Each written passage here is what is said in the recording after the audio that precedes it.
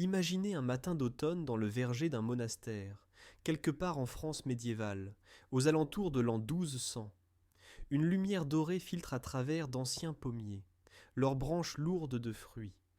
Des moines en robes de laine se déplacent avec précaution entre les rangées, récoltant des coings qui luisent comme des lanternes dans l'aube, des nèfles attendant la première gelée, et d'énormes poires de garde, dures comme la pierre mais destinées aux festins d'hiver. L'air est chargé du parfum des fruits mûrissants, des variétés dont nous n'avons jamais entendu les noms, dont nous ne connaîtrons jamais les saveurs. Chaque arbre représente des décennies, parfois des siècles, de sélection et de culture minutieuse. Ce verger contient plus que de la nourriture. Il renferme un savoir vivant, des secrets botaniques transmis de génération en génération, une diversité de saveurs et de propriétés qui nous stupéfierait aujourd'hui. Dans cette vidéo, vous découvrirez un monde extraordinaire de fruits médiévaux qui a presque entièrement disparu de nos tables et de notre mémoire. Nous explorerons 15 variétés spécifiques que les Européens du Moyen Âge cultivaient avec une sophistication remarquable. Des fruits qui n'étaient pas des versions primitives de ce que nous mangeons aujourd'hui, mais des cultivars hautement développés, aux propriétés qui surpassaient souvent celles de leurs homologues modernes. Vous découvrirez des variétés nommées comme la pomme costard qui nous a donné le mot costermonger, la permane qui a régné comme la première pomme à dessert d'Angleterre pendant 5 siècles, et la poire de garde si dure qu'elle a gagné le surnom de poire de fer, mais qui, une fois cuite, devenait une chose sublime. Nous découvrirons pourquoi les guérisseurs médiévaux appelaient le sureau la pharmacie des gens de la campagne. Comment le processus de maturation étrange de la nèfle la rendait parfaite pour les desserts d'hiver, et pourquoi les baies d'aubépine sont devenues l'un des plus importants médicaments cardiovasculaires de l'Europe médiévale. La question centrale qui guide notre voyage est d'une simplicité trompeuse. Où sont passés tous ces fruits ? Pourquoi des variétés qui ont nourri des civilisations pendant des siècles, qui ont résisté aux maladies et se sont adaptées aux climats locaux au fil de millénaires de culture, ont-elles soudainement disparu des vergers et des marchés ? Les réponses révèlent une transformation profonde dans la manière dont l'humanité cultive sa nourriture, un passage de la diversité à l'uniformité, de la résilience à l'efficacité, de l'adaptation régionale à la standardisation mondiale. Ce que vous découvrirez en chemin pourrait changer votre façon de voir le rayon des fruits de votre supermarché et ce que nous avons sacrifié au nom du progrès agricole. La relation de l'Europe médiévale avec les fruits était fondamentalement différente de la nôtre. Les vergers n'étaient pas seulement des sources de collations sucrées, ils étaient des pharmacies, des moteurs économiques et une assurance survie, tout en un. Chaque fruit servait de multiples objectifs: subsistance, guérison, conservation et même symbolisme spirituel. Les variétés que les agriculteurs médiévaux développaient par une sélection patiente n'étaient pas de heureux hasards, mais des réponses sophistiquées à des besoins spécifiques. Des pommes qui pouvaient se conserver jusqu'au printemps, des poires assez dures pour supporter le transport hivernal, des baies concentrées en vitamines pour prévenir le scorbut pendant les mois de disette. Ces fruits possédaient une résilience et une adaptabilité qui manquent souvent aux variétés modernes, sélectionnées pour leur apparence et leur durée de conservation. Bientôt, nous découvrirons pourquoi l'agriculture industrielle a jugé ces variétés anciennes inutiles, comment des barrières structurelles plutôt que des interdictions pures et simples ont causé leur disparition, et ce que la perte des 3/4 de la diversité des cultures mondiales signifie pour notre avenir. Rejoignez-moi alors que nous entrons dans les vergers du passé pour rencontrer les fruits remarquables qui nourrissaient autrefois l'Europe. Des fruits plus forts, plus médicinaux et plus résilients que la plupart de ce qui remplit nos supermarchés aujourd'hui. Pour comprendre ce que nous avons perdu, nous devons d'abord saisir ce que l'Europe médiévale possédait. Les vergers se trouvaient au centre de la vie médiévale, situés près des châteaux, des manoirs et des monastères sur tout le continent. Ce n'étaient pas de simples collections d'arbres, mais des écosystèmes soigneusement gérés, souvent entourés de murs de protection pour tenir à l'écart les cerfs et les voleurs, bordés de haies ou de clôtures en cléonnage, parfois même protégés par des douves. À l'intérieur de ces murs poussait une diversité étonnante de variétés de fruits qui stupéfierait l'imagination moderne. Chaque région, parfois chaque vallée, développait ses propres cultivars adaptés au climat local, au sol et au cycle saisonnier. Prenez les pommes seules. Là où les supermarchés d'aujourd'hui peuvent proposer 5 ou 6 variétés toute l'année, un seul verger de monastère médiéval pouvait contenir des dizaines de types distincts, chacun avec un but spécifique, encodé dans son nom même. Des sucrés pour être mangées fraîches, des amères pour la fabrication du cidre, des pommes de garde qui duraient tout l'hiver, des variétés précoces pour la consommation estivale, des pommes à cuire qui gardaient leur forme dans les tourtes et les tartes. Les gardiens de cette richesse botanique étaient, le plus souvent, des moines bénédictins et cisterciens qui établirent de vastes vergers appelés pomaria dans les monastères de toute l'Europe. À partir des premières expéditions missionnaires du début du 7e siècle, ces communautés religieuses ont répandu non seulement le christianisme, mais aussi les connaissances botaniques et les compétences horticoles auprès des tribus germaniques qu'elles convertissaient. Les vergers monastiques sont devenus des laboratoires d'innovation agricole, où les moines ont développé une expertise dans la plantation, le greffage et la taille, des compétences requises par la règle de saint Benoît, qui imposait le travail manuel comme discipline spirituelle. Ces vergers servaient un double objectif dans la vie monastique. D'un point de vue pratique, ils fournissaient des fruits pour la table de la communauté, des ingrédients pour les médicaments de l'infirmerie et des produits pour le commerce. D'un point de vue spirituel, le verger était souvent aussi le jardin du cimetière où les moines étaient enterrés, le transformant en un symbole vivant du ciel et du paradis, où la mort cédait la place à une nouvelle vie chaque printemps. Cette combinaison de nécessités pratiques et de symbolisme spirituel a permis aux communautés monastiques de préserver et d'affiner les connaissances en matière de culture fruitière pendant des siècles, alors qu'une grande partie du savoir classique était perdue. L'approche systématique de la diversité fruitière a atteint son apogée aux alentours de l'an 800 avec le célèbre capitulaire de Willis de Charlemagne, un document rédigé à la fin du 8e ou au début du 9e siècle pour guider la gestion des domaines royaux, à travers l'Empire carolingien. Le chapitre 70 de ce texte remarquable contient une liste de 90 plantes et arbres fruitiers recommandés, voire imposés, pour la culture dans les jardins impériaux. Il ne s'agissait pas d'un simple conseil agricole, mais d'une stratégie globale pour la sécurité alimentaire à travers un empire. Les fruits spécifiés comprenaient des pommes, des poires, des pêches, des prunes, des cerises, des mûres pour la vinification, des figues, des coings, des nèfles, un type d'aubépine, et des cormes, parents européens du sorbier des oiseleurs cultivés et répandus par les Romains. Les noix recevaient une attention égale. Châtaignes, noisettes, amandes, pignons de pin et noix figuraient toutes sur la liste.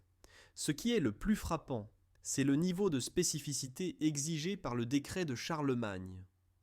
Pour les pommes, l'Empire exigeait des sucrées, des amères, celles qui se conservent bien, celles à manger sur le champ, et des précoces.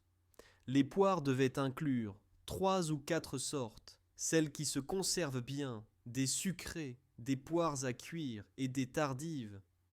Il ne s'agissait pas de cultiver des fruits génériques, mais de s'assurer que chaque domaine possédait le spectre complet des variétés nécessaires pour se nourrir toute l'année et répondre aux besoins de la cour et de l'armée.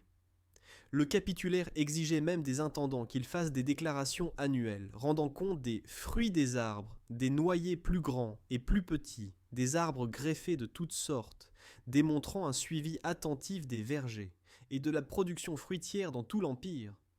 Nous devons dissiper toute idée selon laquelle ces fruits médiévaux étaient des versions primitives ou inférieures de ce que nous mangeons aujourd'hui. Les variétés cultivées dans les vergers des monastères et imposées par Charlemagne représentaient des cultivars hautement développés, produits de siècles de sélection pour des traits spécifiques. La pomologie médiévale, la science de la culture des fruits, opérait sans comprendre la génétique ou l'ADN, mais obtenait par l'observation patiente et la sélection des résultats que la science moderne respecte. Des variétés nommées étaient transmises de génération en génération, soigneusement propagées par greffage, adaptées à des régions et des usages particuliers. Des archives du IXe siècle mentionnent des variétés de pommes au nom comme Gosmaringa et Geraldinga, qui nous sont aujourd'hui complètement perdues, leurs caractéristiques inconnues, leur génétique disparue. Cette sophistication s'étendait également aux techniques de culture. Le greffage, la technologie pivot dans l'histoire des fruits des climats tempérés, sans laquelle la domestication d'espèces ligneuses comme les pommiers, les poiriers et les pruniers aurait été impossible, était pratiquée avec une habileté qui a remarquablement peu changé au cours du millénaire suivant. Les techniques utilisées en 1900 différaient à peine de celles employées dans l'Angleterre du XVIe siècle, et le greffage aujourd'hui est réalisé essentiellement comme il l'était il y a des millénaires. Les moines médiévaux ont également été les pionniers de la culture en espalier, la technique consistant à faire pousser les arbres fruitiers à plat contre les murs pour maximiser l'espace et l'absorption de chaleur, très prisée à l'époque et encore pratiquée dans les beaux jardins aujourd'hui. Le savoir préservé dans les bibliothèques monastiques et la tradition pratique représentaient une accumulation de sagesse botanique que la civilisation a mis des milliers d'années à développer. Rencontrons maintenant le premier groupe de ces fruits remarquables, en commençant par le plus inhabituel peut-être, la nèfle. Connue scientifiquement sous le nom de Mespilus germanica, la nèfle a une histoire de culture qui remonte à 30 siècles, des anciens Assyriens et Babyloniens aux Grecs et Romains, jusqu'à la période médiévale. Dans toute l'Europe médiévale, elle était considérée comme une plante fruitière essentielle, particulièrement appréciée dans les vergers des monastères pour ses fleurs printanières ornementales, son feuillage d'automne éclatant et ses fruits d'hiver. Ce qui rendait la nèfle vraiment distinctive était son exigence étrange. On ne peut la manger qu'une fois blêtie, c'est-à-dire partiellement pourrie après la première gelée. Cueillis sur l'arbre, les fruits de la nèfle sont durs comme du bois et âprement tanniques, totalement immangeables. Mais après que le gel a transformé leur structure interne, ou après avoir été stockés jusqu'à ce que la décomposition naturelle commence, quelque chose de magique se produit. La chair dure et tannique se transforme en une substance douce et sucrée, ayant la consistance d'une crème pâtissière à la pomme et à la cannelle, absolument parfaite pour les desserts médiévaux. Ce processus de maturation inhabituel donnait à la nèfle une valeur considérable à une époque sans réfrigération, car les fruits pouvaient être récoltés tardivement et conservés pour être consommés au cœur de l'hiver. L'analyse nutritionnelle moderne révèle pourquoi les herboristes médiévaux la prisaient. Les nèfles sont riches en potassium, calcium, phosphore, magnésium et fer, riches en fibres alimentaires qui aident à la digestion et à la régularité intestinale, et une excellente source de vitamine C pour la fonction immunitaire. Elles contiennent des composés phénoliques bioactifs, notamment des flavonoïdes et des acides phénoliques aux propriétés antioxydantes et antidiabétiques. La médecine traditionnelle utilisait la nèfle pour ses effets diurétiques et astringents. En Iran, elle traite l'hypertension artérielle et les problèmes de rythme cardiaque, tandis que l'extrait de feuilles traite les infections de la gorge et de la bouche.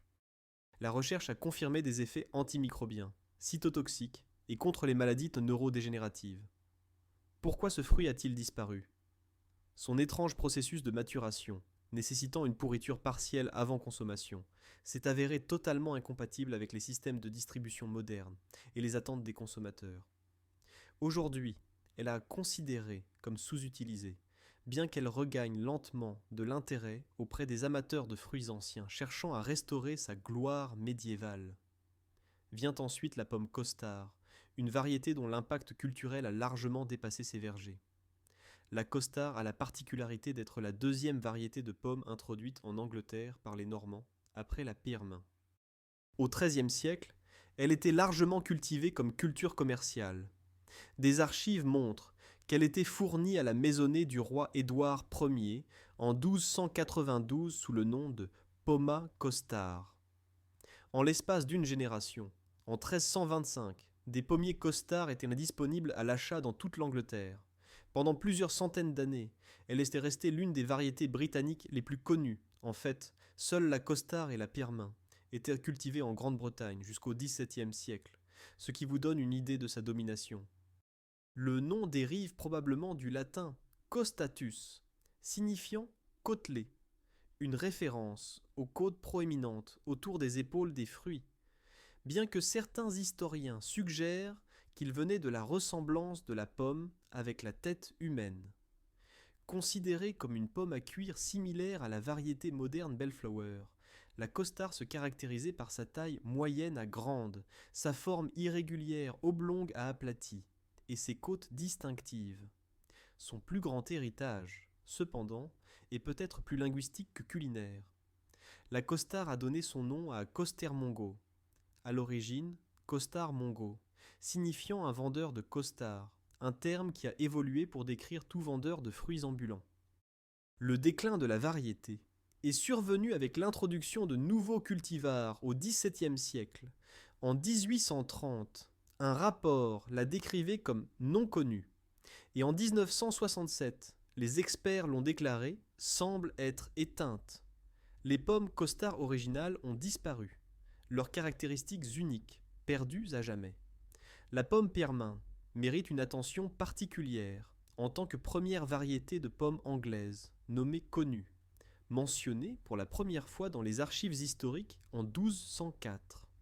Comme la costard, elle a été introduite par les Normands et est devenue la plus ancienne variété de pommes enregistrée cultivée en Angleterre, cultivée dans le Norfolk vers 1200. L'historien de l'horticulture Robert Hogg croyait que la Winter Pearmain représentait l'original de toutes les pearmains, l'ancêtre dont de nombreuses variétés ultérieures descendaient. Pendant une période extraordinaire, la pearmain a servi de principale pomme à dessert d'Angleterre. Maintenant, cette position jusque bien avant dans le XVIIIe siècle, un règne de domination qui a duré plus de 500 ans. Son nom dérive possiblement de Pyrrhus magnus, latin pour grande poire, faisant probablement référence à sa forme quelque peu similaire à une poire, bien que certains chercheurs soutiennent que le nom s'appliquait à l'origine à un type de poire et n'a été transféré aux pommes qu'au XVIe siècle. Nous rencontrons ici l'une des tragédies du patrimoine agricole perdu. La variété Pearmain originale n'a pas été identifiée de manière concluante et pourrait bien être éteinte. Une variété anglaise moderne appelée Pearmain existe toujours, mais les experts ne croient pas qu'il s'agisse de la même pomme médiévale qui a nourri l'Angleterre pendant un demi-millénaire. Nous avons le nom, les archives historiques, la mémoire culturelle, mais pas le fruit lui-même. La poire de Garde présente un cas fascinant car il ne s'agissait pas d'une seule variété, mais plutôt d'un terme général pour les poires à cuire dur, toute une catégorie de fruits, qui jouait un rôle crucial dans la cuisine médiévale. Le nom dérive de l'anglo-normand, warder, signifiant garder ou préserver, et cette capacité à durer tout l'hiver était la qualité déterminante de la poire de Garde. C'étaient de grosses poires solides, éminemment cuisinables, cueillies fin octobre ou début novembre, qui pouvaient se conserver jusqu'en avril, une durée de conservation extraordinaire pour un fruit frais. Visuellement, elles étaient de couleur acajou avec des taches rousses, contenant un fruit blanc ou crème sous la peau. Mais ce qui distinguait vraiment les poires de Garde, c'était leur texture. Incroyablement dures et granuleuses, elles étaient presque immangeables crues, ce qui leur a valu le surnom de poires de fer, car elles restaient dures comme de la pierre même lorsqu'elles étaient prêtes à être cueillies. Les cuisiniers médiévaux savaient cependant que ces fruits peu prometteurs cuisaient absolument magnifiquement, développant une couleur profonde, une saveur riche et forte, et une texture merveilleuse lorsqu'ils étaient soumis à la chaleur. Ils étaient transformés en une préparation populaire appelée Chardewardene, une pâte de poire sucrée qui apparaissait lors des festins médiévaux. Des variétés spécifiques de poire de Garde ont existé. La French Warden, la Spanish Warden, la Parkinson's Warden, la Godboul's Warden, mais toutes sont maintenant perdues. Certaines poires considérées comme leurs descendantes survivent, bien qu'elles aient abandonné le nom de Warden. La Black Worcester, la Cadillac et la Uvedale Saint-Germain sont supposées porter la génétique des poires de Garde, nous offrant un lien ténu avec cette importante catégorie de fruits médiévaux. Notre dernier fruit dans cette section est le coing, connu scientifiquement sous le nom de Cydonia oblonga, un fruit que les cuisiniers médiévaux considéraient comme le plus utile des fruits. Les coings sont originaires d'Iran et faisaient partie des cuisines grecques et romaines antiques avant d'arriver en Europe centrale avec les légions romaines. La culture documentée remonte à la Grèce en 600 avant Jésus-Christ et à Rome en 200 avant Jésus-Christ. Le fruit a acquis une telle importance qu'il est apparu dans le capitulaire de Vilis de Charlemagne au IXe siècle parmi les plantes imposées pour les domaines impériaux. Tout au long du Moyen Âge, les coings étaient cultivés dans les monastères et les jardins royaux, associés à la royauté et au luxe. Les cuisiniers médiévaux épiquaient les coings avec du poivre, du gingembre, des clous de girofle, de la cannelle et de la noix de muscade, les transformant en gelée, qui ornèrent les tables des cours et des banquets. Le cotignac en France, la cotonia en Italie, la carne de membrillo en Espagne, des variations de pâte de coing qui restent traditionnelles dans ces régions à ce jour. Le fruit apparaissait dans les ragoûts, les tourtes, les conserves et la préparation médiévale populaire appelée charde-quince. Au-delà des usages culinaires, les coings possédaient d'importantes propriétés médicinales. L'abbesse et polymathe du XIIe siècle, Hildegarde de Bingen, les recommandait pour divers maux, suivant une tradition établie par l'ancien médecin Dioscoride, dont le texte du 1er siècle, de Materia Medica, est resté influent tout au long du Moyen Âge. Dioscoride décrivait le coing comme diurétique, styptique et astringent, efficace contre la dysenterie, et utile en cataplasme pour les seins enflammés. Sa haute teneur en tanins le rendait précieux dans les décoctions pour les troubles digestifs légers, et comme beaucoup de fruits aromatiques, on croyait qu'il offrait une protection pendant les années de peste. Symboliquement, les érudits classiques identifièrent le coing aux pommes d'or des Hespérides, l'associaient à la déesse Aphrodite, et rapportaient une tradition athénienne selon laquelle les mariés consommaient un coing avant d'entrer dans la chambre nuptiale. Il servait de symbole d'amour, de fertilité et de bonne fortune, un fruit porteur d'un poids culturel bien au-delà de sa valeur nutritionnelle. Les prunes sauvages de l'Europe médiévale, la crèque, la damascine et la prunelle, représentent une famille complexe de trésors des haies qui pourraient provenir d'anciens hybrides entre la prunelle, Prunus spinosa, et la prune cerise, Prunus cerasifera. Les prunelles sont les baies du prunellier, nommé pour son écorce sombre et ses épines acérées. Les fruits sont acides, bleu-noir, d'environ 1 cm de diamètre. Les damascines, traditionnellement attribuées à une introduction romaine, bien que le lien reste incertain, tirent leur nom de la prune de Damas et possèdent une saveur riche, distinctive, à la fois riche en sucre et très astringente, ce qui les rend difficiles à manger crues, mais magnifiques, une fois cuites. Des preuves archéologiques confirment leur popularité. Des noyaux de damascines, trouvés sur le site de fouilles anglo-saxons de Ingat à York, prouvent qu'elles sont restées des favorites pendant des siècles. Les crèques sont de petits arbres aux feuilles plus larges que celles des prunelliers et aux noyaux relativement lisses, bien qu'avec une saveur moins bonne que les damascines. 4 principales variétés anglaises existaient: les crèques blanches, noires, du berger et de l'anglais. Ces fruits étaient autrefois familiers aux jardiniers de l'époque Tudor, mais sont progressivement tombés en désuétude à mesure que de nouvelles variétés de prunes, plus grosses et plus sucrées, ont remplacé les types sauvages, plus petits et plus astringents qui avaient desservi les tables médiévales pendant un millénaire. Le cormier, ou sorbier domestique, Sorbus domestica ou Cormus domestica, représente l'un des grands fruits oubliés de l'histoire européenne. Pline l'Ancien le listait parmi les fruits cultivés en Italie à l'époque romaine, et les Romains l'ont apporté en Europe du Nord avec leurs conquêtes et leurs colonisations. Au Moyen-Âge européen, il se classait parmi les arbres fruitiers, les plus importants aux côtés des néfliers et des cognaciers, un statut difficile à imaginer aujourd'hui, alors que la plupart des gens n'en ont jamais entendu parler.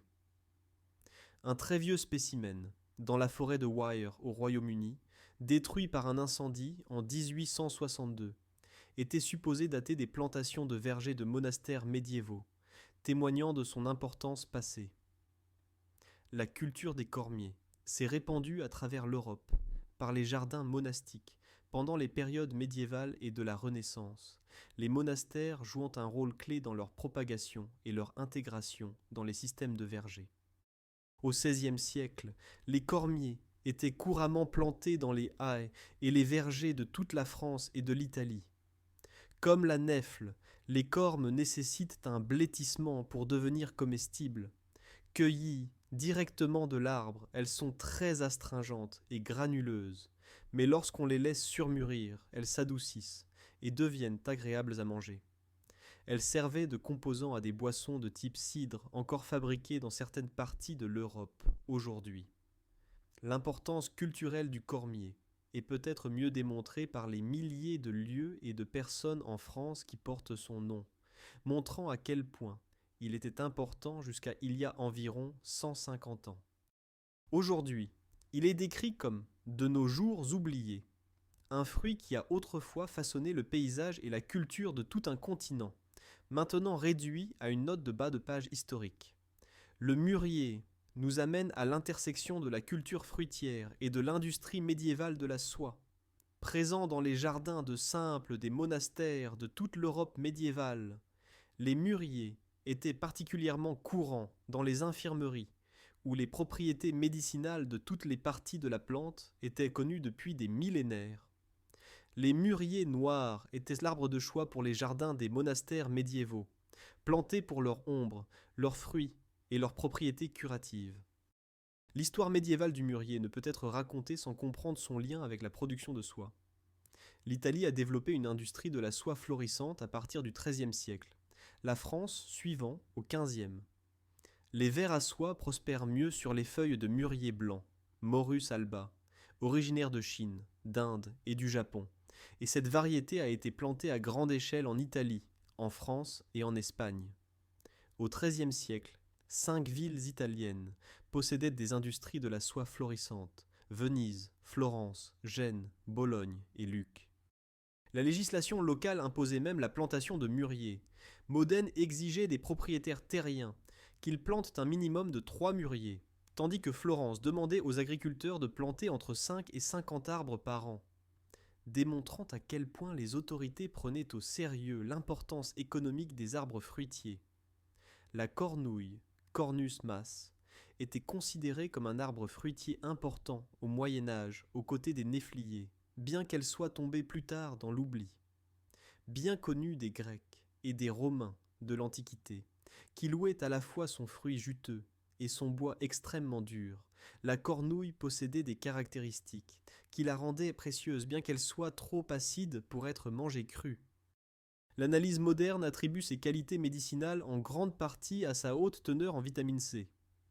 En Asie centrale et du Sud-Ouest, les feuilles et les fruits étaient largement utilisés en médecine traditionnelle pour l'inflammation intestinale et la fièvre. Les Européens du Moyen Âge ont développé de nombreuses méthodes de conservation. Elles pouvaient être séchées, glacées ou congelées pendant plusieurs années.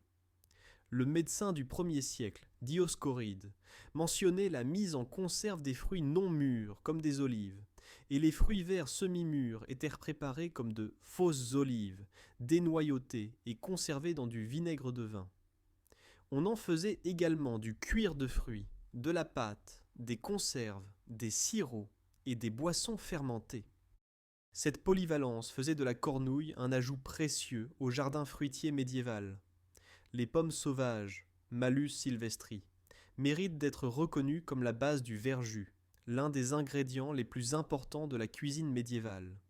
Ces pommes sauvages indigènes d'Europe sont scientifiquement distinctes des pommes domestiquées, Malus domestica. Les cuisiniers médiévaux appréciaient les pommes sauvages pour la nourriture, la médecine et la production de cidre, mais leur haute teneur en pectine les rendait idéales pour produire du verjus, un jus concentré fermenté au caractère agréablement acide. Les cuisiniers médiévaux utilisaient le verjus un peu comme les cuisiniers modernes utilisent le jus de citron, comme agent acidifiant dans les recettes. Les cuisiniers britanniques du Moyen Âge et du début de l'ère moderne s'en servaient beaucoup, comme d'un condiment légèrement acide, similaire au vinaigre, mais avec un caractère plus fruité. Pour la production de cidre, le cidre de pommes sauvages était souvent mélangé avec des pommes plus sucrées. Dans les régions traditionnelles de fabrication de cidre comme le Herefordshire et le Somerset, les pommes sauvages jouaient un rôle essentiel, apportant une acidité et des tanins supplémentaires au produit final. La baie de Sureau, Sambucus nigra, a gagné le surnom de pharmacie des gens de la campagne, grâce à des siècles d'utilisation pour traiter les coupures, les brûlures, la fièvre et la peste. Les guérisseurs médiévaux appréciaient les sirops de sureau, parfois combinés à des violettes, pour apaiser les infections fébriles. Presque chaque partie de la plante trouvait une application thérapeutique. L'écorce servait de purgatif puissant. Hippocrate l'utilisait pour purger le corps des mauvaises humeurs, selon la théorie des humeurs qui dominait la pensée médiévale. Le vin de sureau, pris chaud le soir, servait de préventif contre les rhumes et les virus, tandis que le sirop de sureau fonctionnait comme un remède contre la toux. Les Romains cultivèrent le sureau à des fins culinaires et médicinales, l'établissant comme une culture commune à travers l'Europe.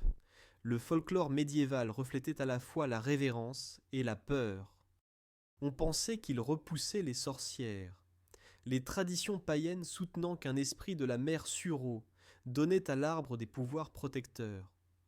Inversement, le folklore médiéval soutenait que Judas s'était pendu à un sureau après sa trahison, donnant à la plante des associations négatives dans le symbolisme chrétien, un double rôle dans la médecine et la magie.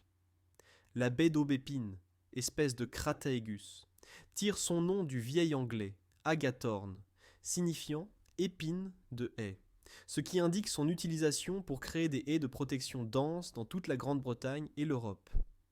Pendant la période médiévale, l'aubépine était principalement appréciée pour ses propriétés astringentes dans le traitement des troubles digestifs et pour le folklore protecteur. En tant que nourriture, l'aubépine a gagné des noms communs, comme l'arbre à pain et fromage, pour ses jeunes feuilles, et bourgeons comestibles, appelés poivre et sel, en Angleterre, et traditionnellement consommés en salade. Les baies étaient utilisées dans les confitures, les gelées, les sirops, les vins, le cuir de fruits, les thés et les sauces pour le gibier. Bien que non reconnu pour ses bienfaits cardiovasculaires à l'époque médiévale, à la fin des années 1800, les herboristes européens ont commencé à recommander l'aubépine pour les troubles cardiaques. La recherche moderne en a fait l'une des plantes médicinales les plus largement validées, confirmant des propriétés remarquables pour le cœur et la circulation. L'aubépine est peut-être l'espèce la plus visible dans les haies de Grande-Bretagne et d'Europe, plantée par des générations d'agriculteurs comme barrière de haies. Ces épines protectrices ont conduit à une utilisation répandue comme marqueur de limites naturelles, avec des haies robustes délimitant les lignes de propriété tout en offrant un abri à la faune dans tout le paysage médiéval. La baie de Sorbier, Sorbus ocuparia, nous plonge au cœur de la médecine populaire médiévale et du folklore protecteur. La médecine traditionnelle l'utilisait comme laxatif et diurétique, et sa haute teneur en vitamine C la rendait efficace pour prévenir le scorbut pendant les mois d'hiver. Elle traitait les maux de gorge, les amygdales enflammées, l'enrouement et la diarrhée. Le folklore entourant le sorbier dans les îles britanniques est vaste. On croyait que l'arbre protégeait contre la sorcellerie et les enchantements, ce qui amenait les gens à le planter près des maisons, des fermes et des églises pour éloigner les mauvais esprits. Chaque baie porte une minuscule étoile à 5 branches ou pentagramme à l'opposé de la tige, un ancien symbole protecteur qui renforçait les associations magiques de l'arbre. Sur l'île de Man, les gens portèrent des croix faites de brindilles et de sorbiers coupées sans utiliser de couteau, attachées au bétail ou suspendues et à l'intérieur au-dessus du linteau la veille de mai. De l'Écosse aux Cornouailles. Des croix de sorbier à branches égales liées avec du fil rouge étaient cousues dans les doublures des manteaux ou portées dans les poches. Les druides utilisaient l'écorce et les baies pour teindre les vêtements en noir pour les cérémonies lunaires et employaient des brindilles de sorbier pour la divination. Une mise en garde importante, les baies de sorbier ne doivent pas être consommées crues, car elles sont très astringentes, diurétiques et laxatives. Elles doivent être transformées ou cuites pour une consommation sans danger. Nos derniers groupes de fruits nécessitent une exploration moins détaillée, mais complètent le tableau de l'abondance médiévale. Les cerises étaient largement cultivées dans les vergers médiévaux de toute l'Europe, avec de multiples variétés adaptées à différentes régions et utilisations. Les prunes apparaissaient à la fois sous des types cultivés et sauvages, au-delà des damascines et des crêques déjà discutés, avec de nombreuses variétés servant à la consommation fraîche, à la cuisson et à la conservation. Les pêches, nécessitant des climats plus chauds, étaient cultivées particulièrement en Europe du Sud, où les étés plus longs et plus chauds leur permettaient de mûrir correctement. Les figues, les grenades et les agrumes représentait la spécialisation méditerranéenne et sud-européenne, prospérant dans des climats plus chauds et plus ensoleillés, où les fruits du nord avaient du mal. Les grenades étaient courantes autour du bassin méditerranéen, tandis que les Arabes ont introduit de nombreux types de melons en Espagne au Moyen Âge. Une note historique importante sur les agrumes. L'orange douce n'est apparue qu'au XVe siècle et ne se trouvait pas dans les livres de cuisine avant le XVIe siècle.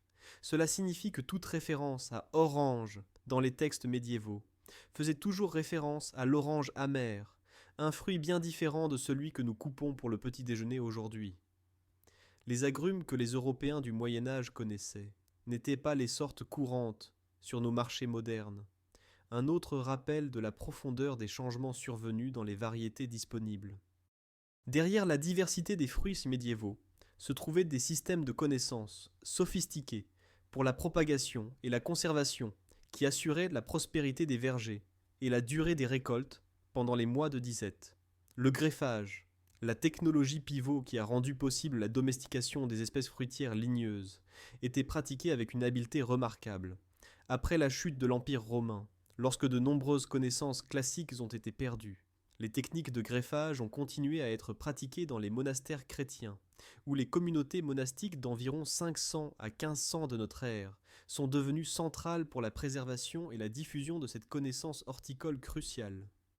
Les moines médiévaux se sont appuyés sur la sagesse romaine antique documentée par des écrivains comme Caton l'Ancien vers 160 avant notre ère, en particulier pour les fruits à pépins, comme les pommes et les poires. Les moines bénédictins et cisterciens entretenaient de vastes vergers, où ils utilisaient le greffage pour propager des variétés supérieures à partir de souches sauvages ou de semis, sélectionnant des arbres connus pour leurs rendements élevés, leur bonne saveur ou leurs excellentes qualités de conservation. Ce qui est frappant, c'est à quel point ces techniques ont peu changé au cours du millénaire suivant. Les méthodes utilisées en 1900 différaient très peu de celles employées dans l'Angleterre du XVIe siècle, et le greffage pratiqué aujourd'hui se fait essentiellement comme il y a des millénaires. Les arboriculteurs médiévaux ont également été les pionniers de la technique de la culture en espalier, qui a vu le jour en Europe médiévale comme une réponse pratique à la culture de fruits dans un espace limité, en particulier dans les jardins clos des monastères. Cette méthode de formation des arbres fruitiers, pour qu'ils poussent à plat contre des murs ou des treillages, est devenue populaire dans les jardins clos anglais des années 1700, était très prisée par les moines médiévaux, et est encore pratiquée aujourd'hui dans les beaux jardins du monde entier. La gestion des vergers, à l'époque médiévale, impliquait une attention particulière à la sélection du site, à la protection et à l'entretien. Les vergers étaient généralement situés près des châteaux, des manoirs et des monastères où ils pouvaient être surveillés et protégés. Ils étaient souvent entourés de murs de protection pour tenir à l'écart les animaux et les voleurs, bordés de murs, de haies, de clôtures en clayonnage, et parfois même de douves dans le cas de vergers de monastères particulièrement précieux. À l'intérieur de ces espaces protégés, les arbres fruitiers étaient soigneusement taillés pour encourager la croissance de nouvelles pousses et une fructification optimale, tandis que le sol était régulièrement fertilisé pour assurer la santé des arbres, souvent avec du fumier animal provenant des écuries ou des étables voisines. Les propriétaires de vergers sélectionnaient soigneusement des arbres connus pour leurs rendements élevés et greffaient souvent différentes variétés sur un seul arbre pour augmenter la diversité des fruits récoltés dans un espace limité. Cette pratique du multigreffage signifiait qu'un seul pommier pouvait porter 3 ou 4 variétés différentes, prolongeant la saison de récolte et fournissant des fruits à des fins différentes à partir d'un seul système racinaire. Les techniques de conservation étaient essentielles car la plupart des fruits mûrissent pendant une saison relativement courte, alors que les gens du Moyen Âge avaient besoin de nutrition toute l'année. La base théorique de la conservation à l'époque médiévale reposait sur la théorie des humeurs en médecine, qui soutenait que la détérioration se produisait lorsque la nourriture contenait trop d'humeurs froides et humides. La conservation visait donc à équilibrer ces propriétés en augmentant les caractéristiques chaudes et sèches par des méthodes comme le salage, le fumage et le séchage. La conservation au miel était peut-être la méthode la plus courante, Les gens conservaient les légumes et les fruits dans des bocaux remplis de miel, où la forte concentration de sucre inhibait la croissance bactérienne et permettait de stocker les aliments pendant de longues périodes. Comme le sucre était cher et souvent indisponible, le miel servait couramment de conservateur de choix pour ceux qui pouvaient se le permettre.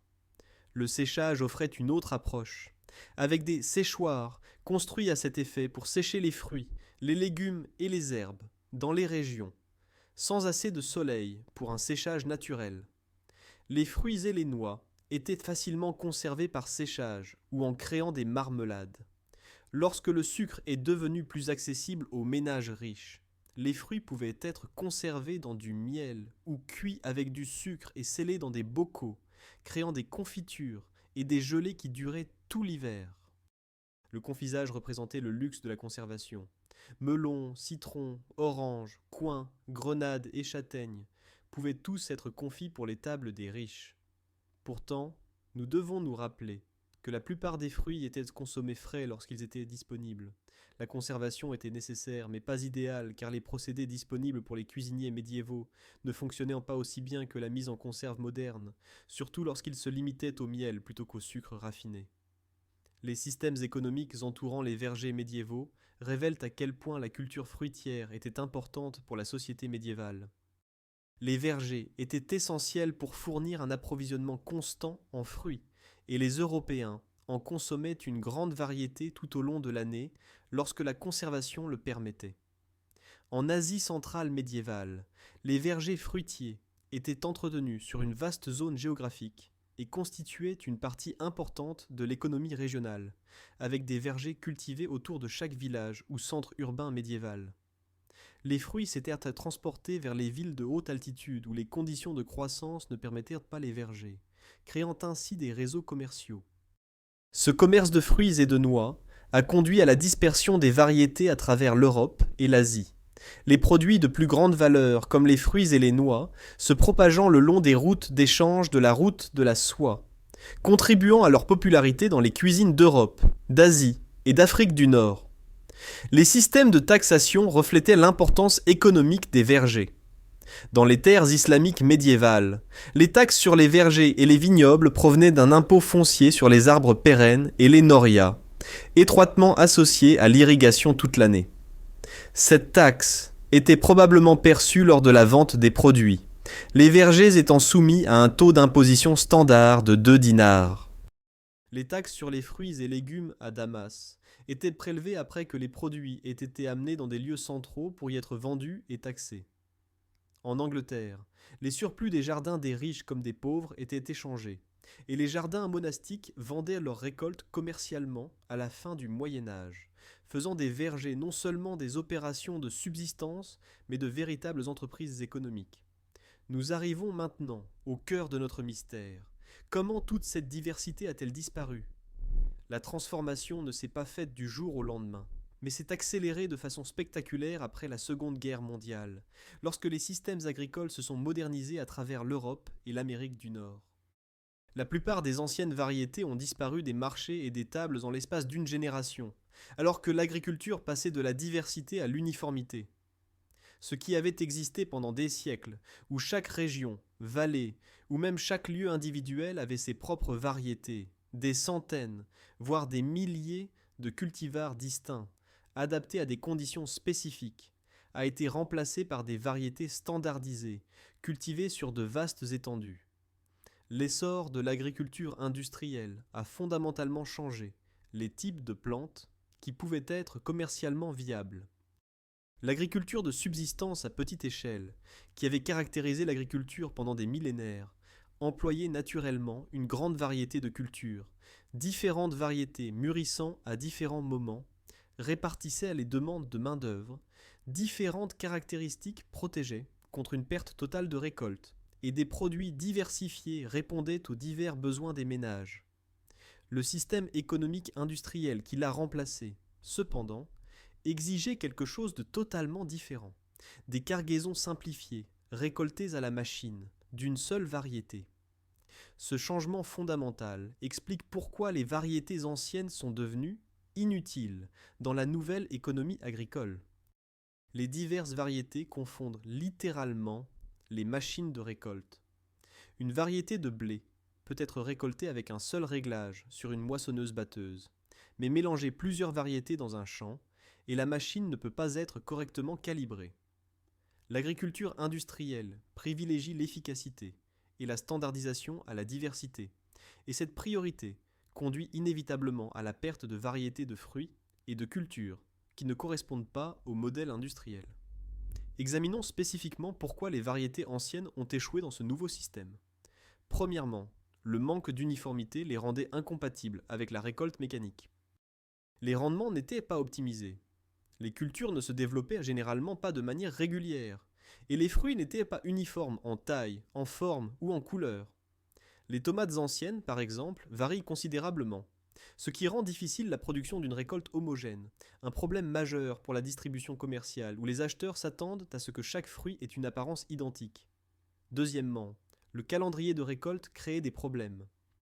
Des taux de maturation différents entre les fruits individuels entraînaient une fenêtre de récolte plus large, ce qui était en fait avantageux avant la mécanisation. On pouvait récolter progressivement à mesure que les fruits mûrissaient, mais est devenu problématique pour les opérations à l'échelle industrielle, qui doivent récolter des champs entiers en un seul passage. Troisièmement, des rendements plus faibles rendaient les variétés anciennes inadaptées à la culture commerciale. Pour des raisons purement économiques, si une variété produit significativement moins par hectare que les hybrides modernes, elle ne peut pas rivaliser sur un marché axé sur le volume. Quatrièmement, la durée de conservation et l'apparence favorisées en des hybrides. Les grands supermarchés préférèrent les tomates hybrides avec une durée de conservation plus longue que les anciennes, plus uniforme en taille, forme et couleur, et plus attrayante visuellement pour les consommateurs habitués à s'attendre à des produits d'apparence parfaite. Les barrières réglementaires ont aggravé les forces du marché. Les variétés anciennes échouent généralement au processus d'approbation pour les variétés commerciales, créant des barrières structurelles à leur culture. La loi sur la commercialisation des semences de 1986, par exemple, stipulait que chaque variété approuvée pour le commerce devait être testée et classée par l'Office fédéral des variétés végétales. Les exigences de l'agriculture industrielle ont joué un rôle décisif dans la détermination des plantes approuvées, et dont légalement commercialisables et cultivables. Les variétés anciennes, qui ne répondent pas aux normes d'uniformité et de performance requises par l'agriculture industrielle, ne sont tout simplement pas approuvées, non pas parce qu'elles sont inférieures en tant qu'aliments, mais parce qu'elles ne correspondent pas aux exigences du système. C'est la distinction cruciale. Les variétés anciennes n'étaient pas techniquement interdites, dans la plupart des cas, mais elles font face à des barrières structurelles qui les rendent commercialement non viables au sein de l'agriculture industrielle. Le système ne les interdit pas, il rend simplement économiquement impossible de les cultiver à l'échelle commerciale. Les statistiques de la perte sont stupéfiantes. 75% de la diversité des cultures mondiales a déjà été perdue, l'Allemagne faisant face à une perte de près de 90%. Des cultures fruitières abondantes, qui caractérisaient autrefois des régions entières, sont menacées par la perte de divers cultivars anciens, remplacés par un ensemble limité de cultivars à haut rendement. Une étude allemande a révélé que 75% des variétés examinées sont des variétés perdues, sans enregistrement de variétés, ni échantillon de semences restant. Leur matériel génétique est irrémédiablement perdu.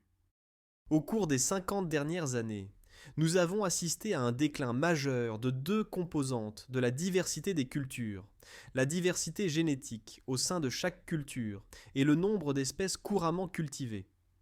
Cette perte de diversité des cultures menace la sécurité alimentaire mondiale alors que le monde dépend d'un nombre décroissant de variétés, d'un nombre décroissant d'espèces cultivées.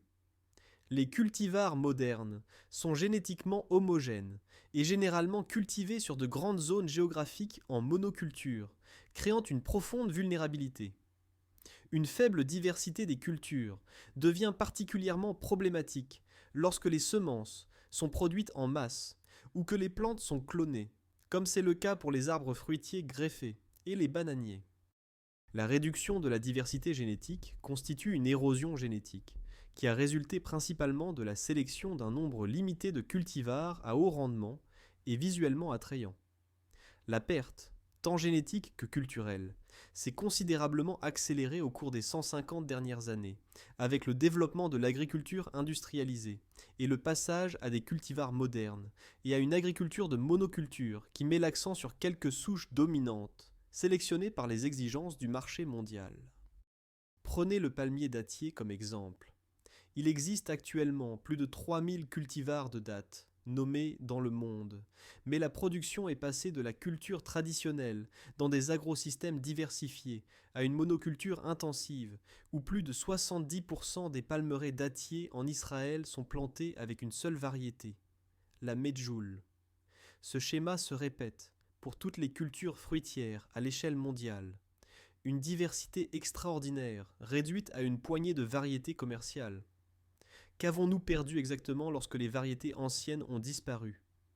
Au-delà des saveurs et des traditions culinaires, nous avons perdu une diversité génétique qui fonctionne comme une force dans les systèmes agricoles. Une grande diversité génétique permettait aux cultures anciennes de prospérer dans des conditions environnementales défavorables. Au fil des siècles et des millénaires, les cultivateurs ont développé des souches résistantes à des maladies et des ravageurs spécifiques dans leur région, ce qui leur permettait d'atteindre une stabilité de rendement, même lorsque les conditions variaient d'une année à l'autre. Les variétés anciennes sont généralement adaptées aux environnements locaux et aux systèmes agricoles traditionnels, possédant des identités génétiques distinctes, façonnées par de longues histoires culturelles lors de leur sélection et de leur propagation. La résistance aux maladies représente l'un des traits les plus précieux perdus dans la sélection moderne. La paléogénomique, l'étude de l'ADN ancien, identifie maintenant des traits génétiques cruciaux pour la résilience des cultures, la résistance aux maladies et la valeur nutritionnelle dans les variétés anciennes de vignes, de palmiers dattiers, de tomates et d'autres cultures. Cette recherche pourrait potentiellement aider à réintroduire la diversité génétique perdue des cultivars anciens dans les variétés modernes pour une meilleure résilience.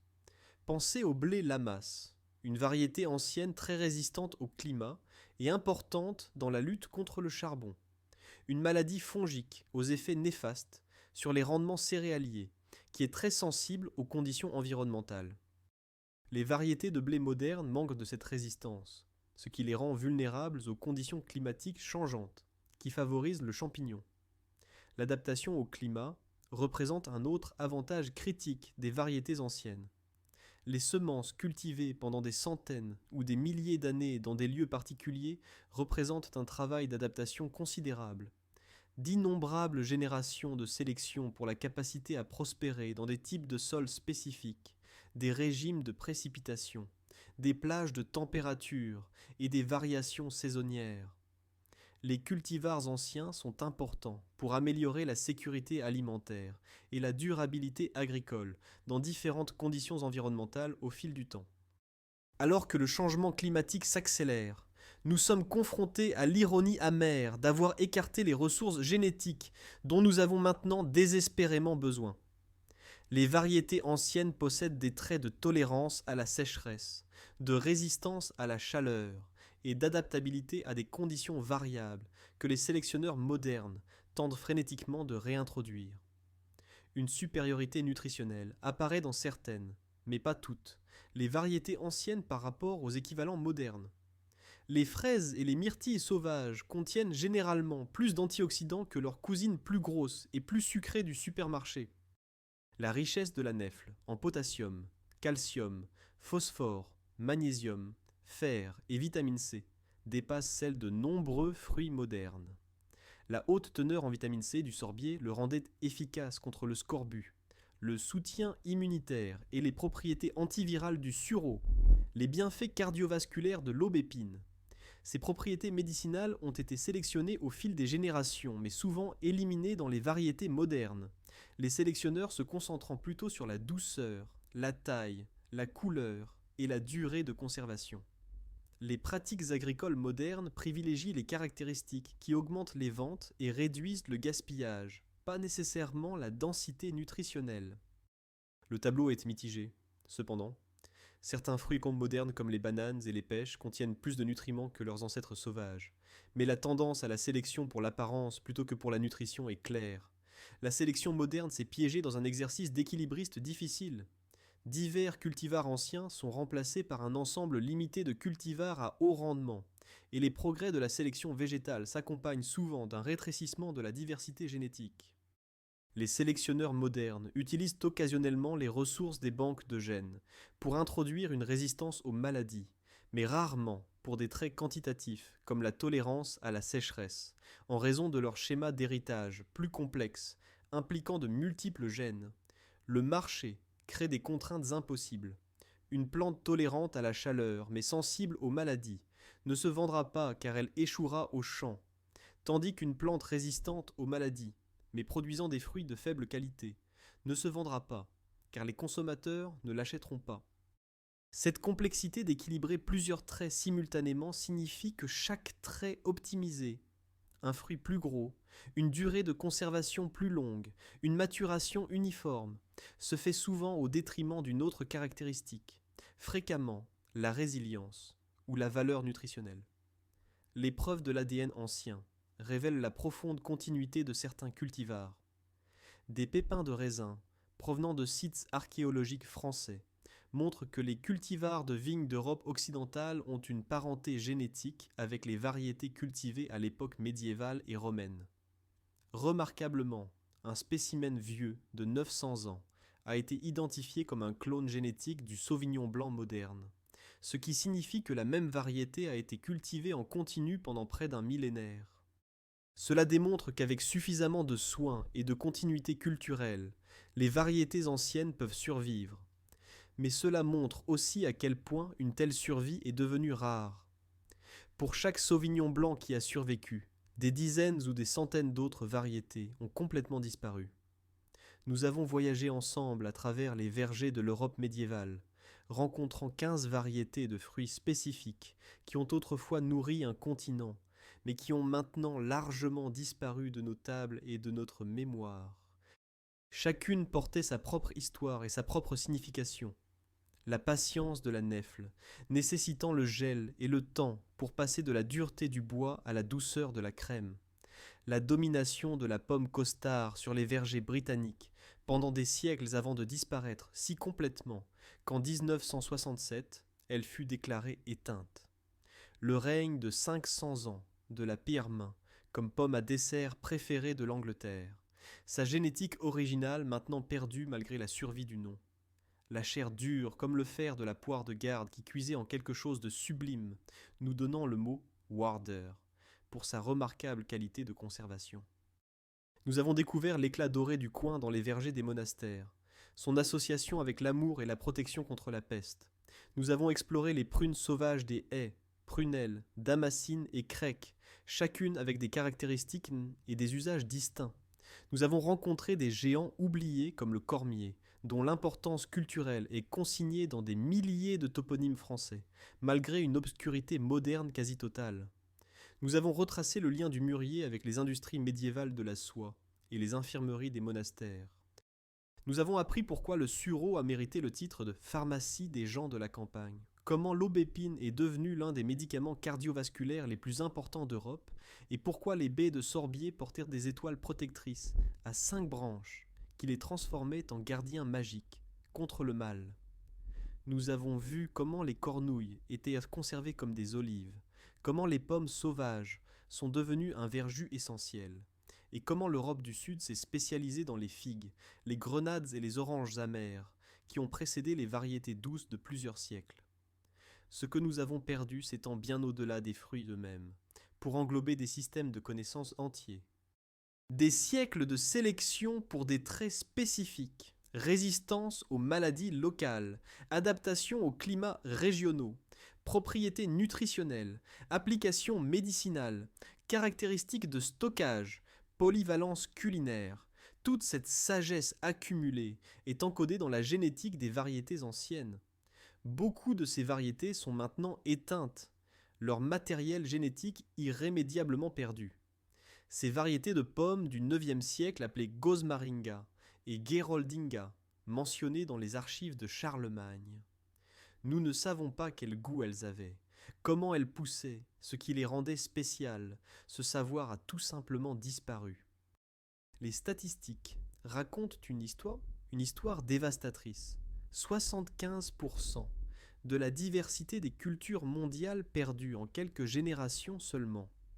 L'Allemagne, faisant face à une perte de près de 90%, des milliers de variétés réduites à une poignée de cultivars commerciaux. Pourquoi est-ce important aujourd'hui, au-delà de la curiosité historique ? L'agriculture moderne fait face à des défis sans précédent liés au changement climatique, des schémas météorologiques changeants, de nouvelles pressions de ravageurs et de maladies, des événements de chaleur et de sécheresse extrêmes, des saisons de croissance imprévisibles. La diversité génétique dont nous avons besoin pour sélectionner des cultures capables de s'adapter à ces changements existe principalement dans les variétés anciennes, dont beaucoup que nous avons déjà perdues. La résistance aux maladies qui a permis au blé Lamas médiéval de combattre le charbon, la résilience climatique qui a permis aux variétés anciennes de prospérer pendant le petit âge glaciaire, les propriétés nutritionnelles qui prévenaient le scorbut et soutenaient les systèmes immunitaires. Ces traits sont précisément ce que les sélectionneurs de plantes modernes tentent désespérément de réintroduire par la paléogénomique et la préservation des variétés anciennes. L'ironie amère est profonde. Nous avons écarté les ressources même dont nous avons le plus besoin maintenant, juste au moment où l'instabilité climatique les rend irremplaçables. En regardant en arrière de notre perspective moderne, nous pouvons voir un contraste saisissant entre les choix faits par les agriculteurs médiévaux et ceux de l'agriculture industrielle. L'Europe médiévale, bien que manquant de notre compréhension scientifique de la génétique, a construit la diversité agricole comme une assurance contre l'incertitude. Chaque région a développé des variétés adaptées aux conditions locales. De multiples variétés avec des caractéristiques différentes protégeaient contre une perte totale de récolte. Les fruits servaient de multiples objectifs. Nourriture, médecine, conservation, économie, culture, créant des systèmes résilients et multifonctionnels. L'agriculture industrielle a fait le choix inverse. Elle a troqué la diversité contre l'efficacité, la résilience contre le rendement, l'adaptation régionale contre la standardisation mondiale. Cette transformation n'a pas été le résultat d'une conspiration malveillante, mais de forces structurelles, pression du marché, exigence de la mécanisation, système réglementaire et attentes des consommateurs, tous s'alignant pour favoriser l'uniformité plutôt que la diversité. Les variétés anciennes n'ont pas été techniquement interdites, mais elles ont été rendues commercialement non viables au sein de systèmes qui exigeaient une uniformité parfaite, une maturation simultanée, des rendements optimisés et une durée de conservation prolongée. Le verger médiéval, avec ses dizaines de variétés de pommes mûrissant sur plusieurs mois, chacune avec des objectifs et des caractéristiques spécifiques, ne peut tout simplement pas exister dans le cadre de l'agriculture industrielle. Pourtant, la résistance à cette monoculture grandit. Les efforts de préservation des variétés anciennes se développent en Europe et en Amérique du Nord.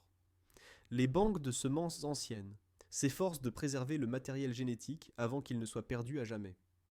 En Italie, des détectives de fruits, comme Isabella Dalla Ragione, recherchent dans des zones reculées des descendants sauvages de variétés médiévales, trouvant d'anciens arbres s'accrochant à l'existence dans des champs et des haies abandonnées.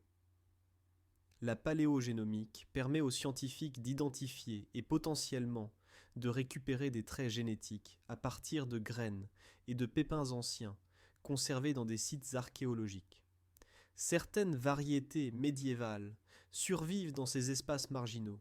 De vieux arbres de vergers de monastères portant encore des fruits après des siècles, des variétés anciennes maintenues par des petits producteurs qui valorisent la saveur et l'histoire plutôt que la viabilité commerciale.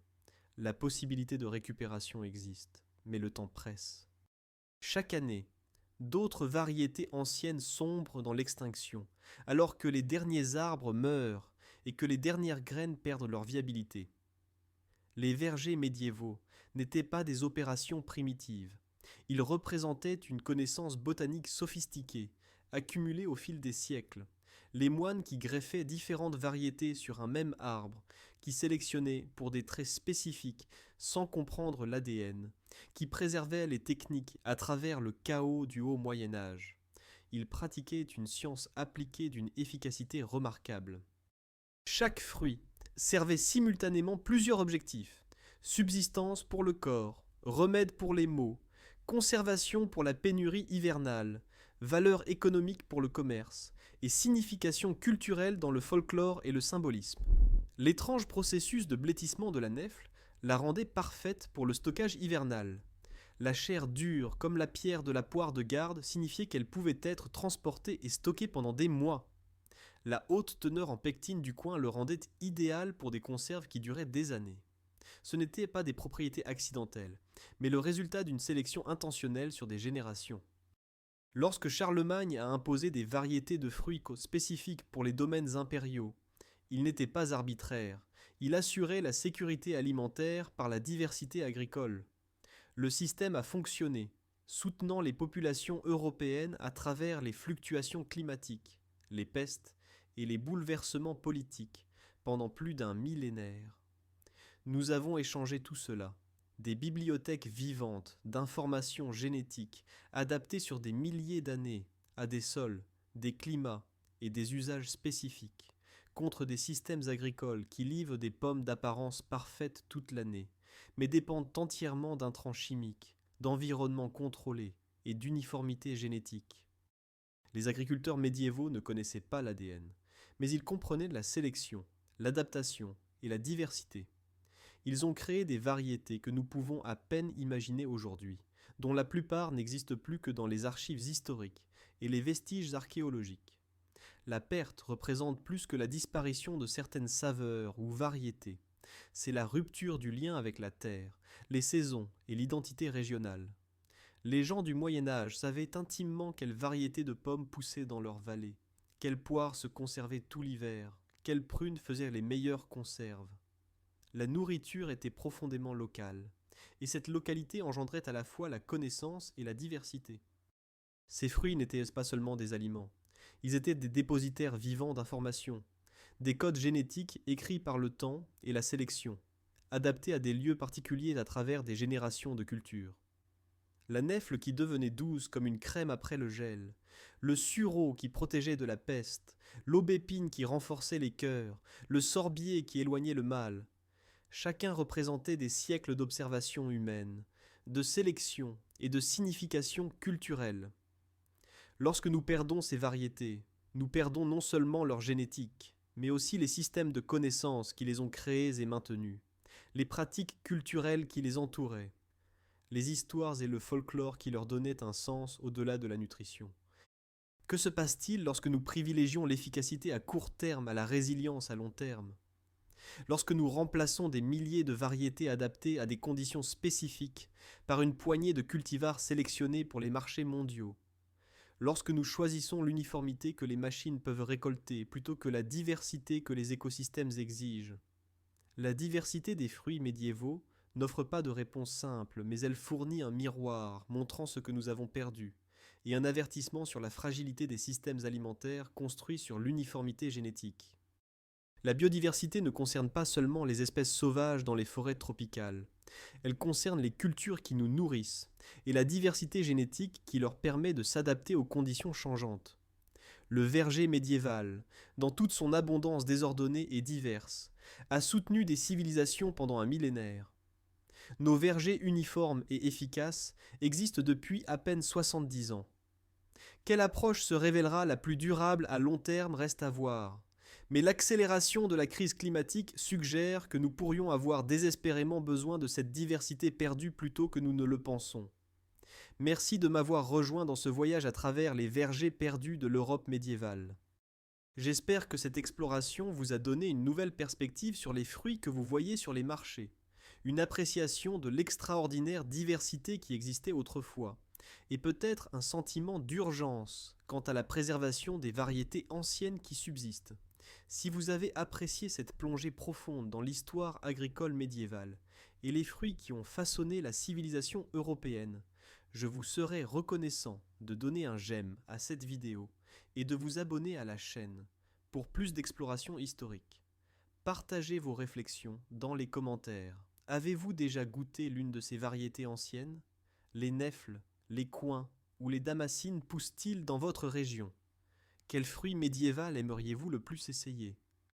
Votre engagement aide à préserver et à partager cette connaissance, gardant vivante la mémoire de ces fruits remarquables, même si les fruits eux-mêmes disparaissent. D'ici la prochaine fois, souvenez-vous que chaque variété ancienne préservée est un morceau d'histoire vivante sauvegardée, une bibliothèque génétique maintenue ouverte pour les générations futures qui pourraient avoir besoin de sa sagesse plus que nous ne pouvons l'imaginer.